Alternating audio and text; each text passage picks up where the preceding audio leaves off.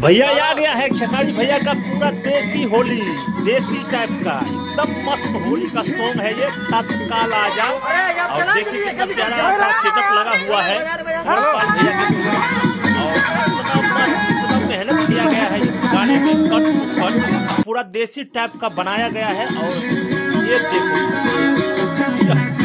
तत्काल आजा चाहे जब गजब का होली है भाई, गजब का है, प्यारा सेटअप लगा हुआ है, जवाब ही नहीं है, मेहनत कर रहा है।